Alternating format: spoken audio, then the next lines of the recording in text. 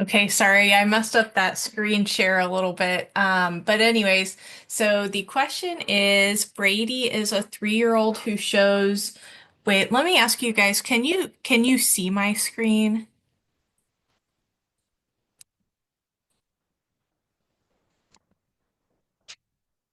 Yes. Okay, good. Okay, so Brady is a 3-year-old who shows little distress when his mother leaves, but when she returns, Brady turns away and avoids her. Brady would then have an avoidant attachment style. One of you guys put anxious. So anxious attachment style is like if you're really clingy. Um, so if he had an anxious attachment style, what that would mean is he's just like freaking out when she leaves. And then when she comes back, he's like really obsessed, which is fine, but that is an anxious attachment style. So if you don't really care, if you're not really excited when the mom comes back, that is an avoidant attachment style.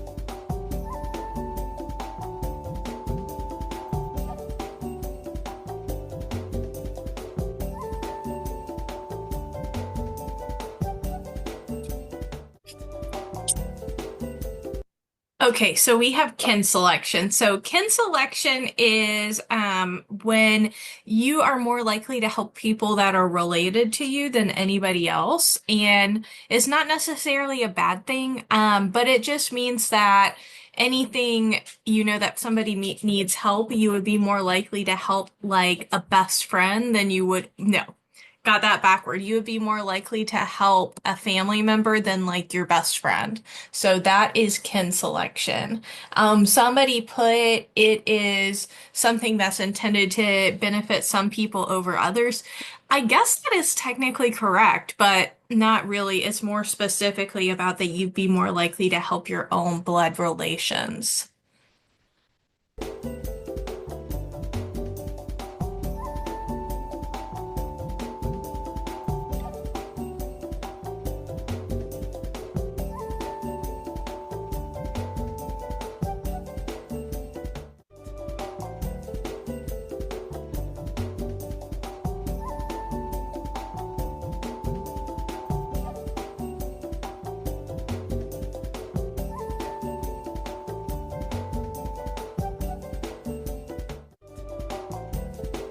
Okay.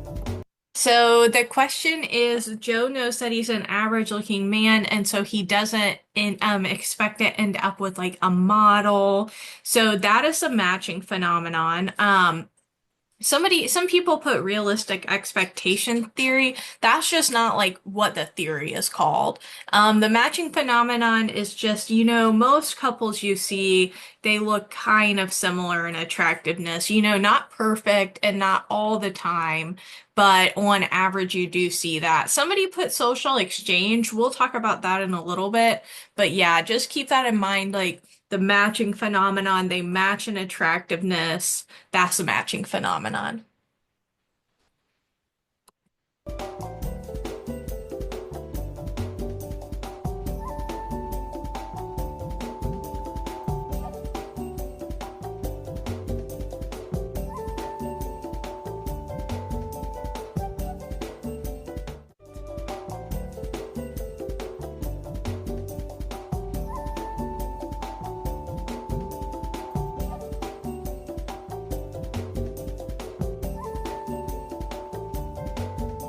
All right. So I really like this experiment and where it comes from. So the question is, who is the least likely to help an injured stranger? Someone who just found $20, someone who just lost $20, somebody who's running a few minutes late, or someone who just found out they were promoted. And you're the least likely to help a stranger if you're running a few minutes late. And this comes from the Good Samaritan study, which is definitely on the test. And what happened is seminary students were asked to give a sermon about the biblical story of the Great Samaritan stopping to help somebody in need. And so they're on the way to give the sermon, and there's like an actor or a Confederate pretending to be hurt and needing help. But when these seminary students were running late, they were less likely to help the person who needed help, even though they were going to teach the sermon about the Good Samaritan in this exact scenario. So at the end of the day, you're the least likely to help somebody if you're running a few minutes late. So make sure you know that for the test.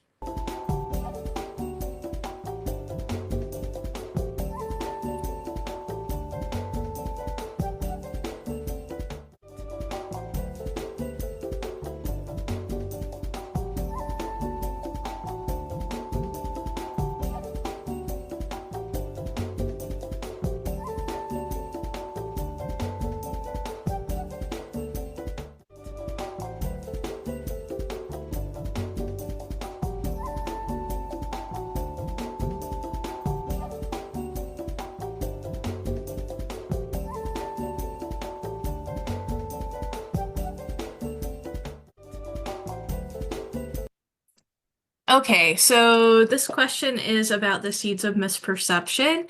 And one thing that's part of a seed of misperception is a self-serving bias. Another seed of misperception would be stereotypes. Another one would be the fundamental attribution error. But contact is not one of the seeds of misperception. When we have contact with others, we will perceive them better over time. That's like intergroup contact theory that a lot of people talked about on their previous short paper. So just keep in mind there might be a question on the test about the seeds of misperception. I can't remember. I'm still revising the test. But contact is kind of the opposite of a seed of misperception. So most of y'all got that right.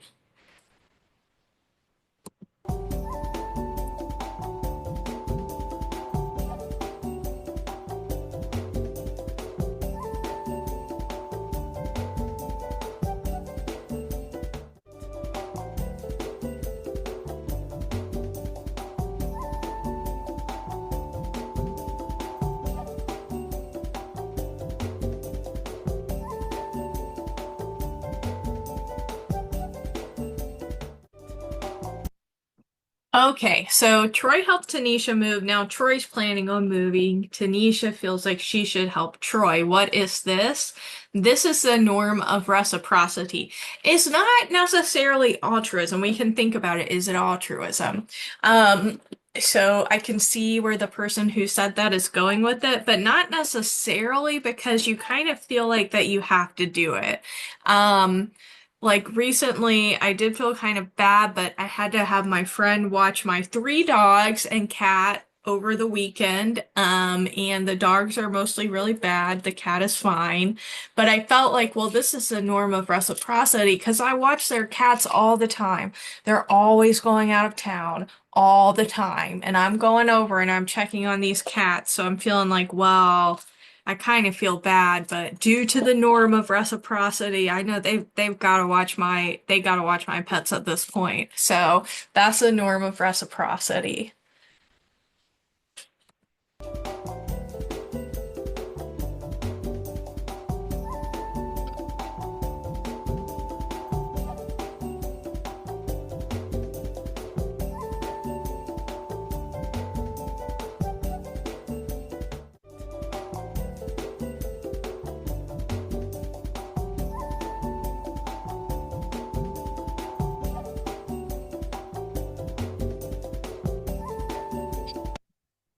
Okay, so let's talk about gift giving. People generally prefer gifts that are, well, let's talk about what kind of gift people don't want. People usually don't want a gift that they never would have expected. A practical gift is great, and we might have talked about this in lecture, but I had been telling the students this morning that one time I had some students and we went to a conference and I thought it would be clear that they should bring their name badge. But apparently that was not, and they couldn't give their poster presentation. Um, and I was a really young, I was still a graduate student. I was teaching their class, but I was a graduate student. I gave their presentation. Everybody thought I was really smart. Well, that's because I was not an undergraduate student. I was a doctoral candidate and like 28 years old. Anyways, since I had to give their presentation, they got me a couple gifts, which was really sweet. And one of them was a coffee mug. So that's a practical gift. And I still use that. I almost used it this morning. It makes me think like, well, I think, oh, that was really dumb when they forgot their badge, but that was really sweet that they got me this and they were really sweet. Um, then I told that story in class, and then another student got me a thermos based on that story, and I thought that was so nice. But I use both of these all the time, and so like a practical gift, it can be really nice because you just keep using it and thinking about like why did somebody give you that gift, or you think of them when you use it. That's really nice, even if it could seem boring. Or like one of my coworkers recently like got me a like a coffee warmer. I guess there's a common theme here, but I keep using this thing that keeps my coffee warm. I'm like, wow, that's so nice that they got me that. So practical gifts are good. Something that people ask for is a great gift because they already wanted it. Like it's like send me the link, send me your Amazon wish list. Um, don't go to TJ Maxx and get me a candle or like one of those like a toiletry kit of like here's like a body wash and a shampoo and they all smell the same. Nobody wants that. People want what they asked for. People want something that's an appropriate price usually. Um, you don't want to give a gift that costs $50 and then get a gift that costs $500 usually. I feel like oh, it could be unless it's from your parent maybe, but that could be like a very awkward situation. And I was also telling the students this morning and made me think about an episode of The Office where um it's like an office gift exchange and everybody's buying something that costs like $10 and then Michael Scott like throws in like an iPod or something. And that's kind of like weird. But most people don't want something that they never would have guessed. I mean, it's like, oh, it's a trip to Paris. I don't know, maybe, but that might be really awkward because it's not an appropriate price. If you never would have guessed it, you didn't have it in your mind that you wanted it. I don't know. This is what the research shows. The research shows that you'd rather have something practical, appropriate price, or that you asked for than something you never would have guessed. There's a really good book on it called Happy Money. I have it laying around. I've worked a little bit with one of the authors. But those are my tips for you. I don't know that I put that on the test, but maybe.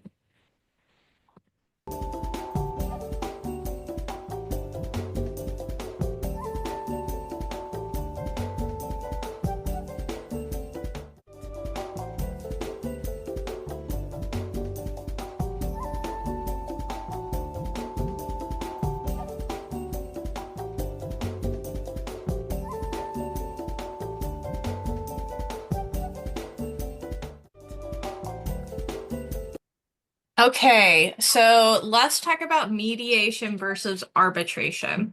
So, when a conflict is resolved by a neutral third party, when it is resolved by them and they impose a settlement, that's arbitration. Mediation is when a third party professional helps two people come to their own decision. And this is used a lot in divorce among people who can like afford it. It's like you talk about like these two people getting divorced, they have a mediator and they're, I deserve the house. No, I deserve the house. And the mediator is helping them resolve this with their professional expertise and neutral third party viewpoint. An arbitrator would just listen to this and say, okay, I'm making the decision. So the mediator helps you decide, the arbitrator makes the decision for you. So make sure you know that for the test.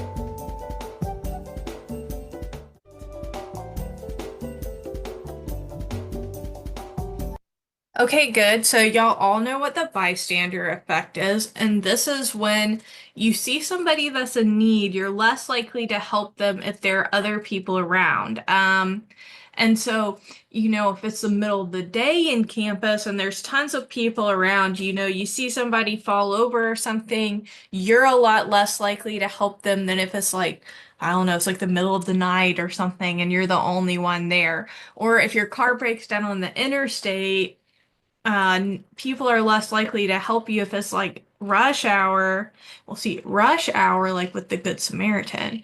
But if it's like tons of people around, then if you're like on some sort of country road broken down. So the you help the most when there are the least people around. That's the bystander effect. Let's do one more question.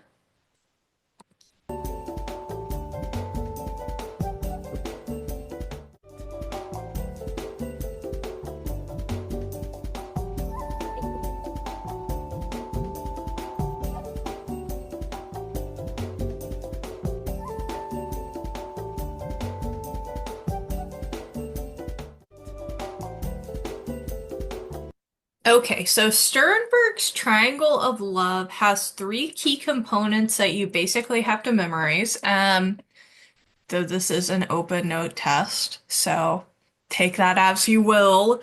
But it's important to know. So, in this model, you have intimacy, passion, and commitment.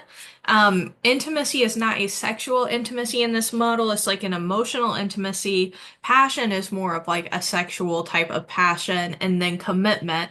And in this theory, you have to have all three of those to have a full love. And if you only have like two of them, there are subtypes of love that are described that are not really as complete.